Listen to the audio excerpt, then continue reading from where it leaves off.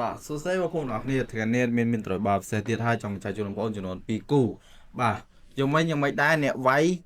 បាទអ្នកវាយគឺអាណិតខ្លាំងមែនទែនadmin ក៏ឲ្យគេវាយហើយ admin ផ្ទាល់ក៏វាយដែរបាទគឺកំសត់ខ្លាំងមែនទែនបាទម្នាក់ over វិញគឺផ្អែមមាត់ខ្លាំងមែនទែនថ្ងៃនេះ admin ក៏មាន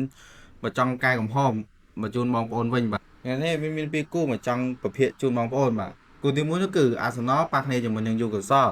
បាទហើយគូទី2បាសេណាប៉ះគ្នាជាមួយនឹង Real Sociedad បាទមកមើលការភាគរបស់ Arsenal ជាមួយ Newcastle បាទមើលទៅ5ប្រកួតចុងក្រោយនេះគឺ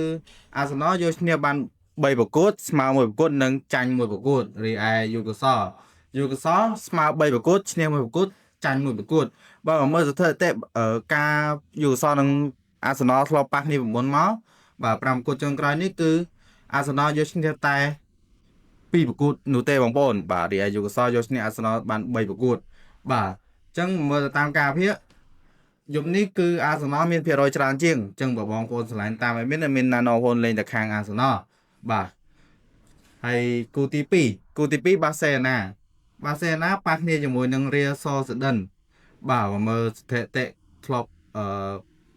5ប្រកួតចុងក្រោយនេះ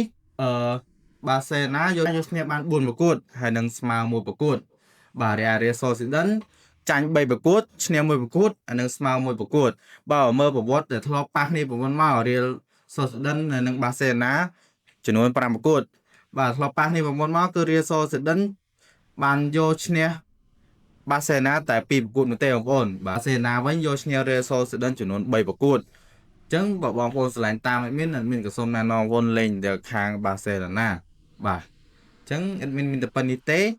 បាទជូនពរបងប្អូនសំណាងល្អនេះគ្រាន់តែជាតម្រុយបាល់របស់ admin ចែកជូនបងប្អូនទេ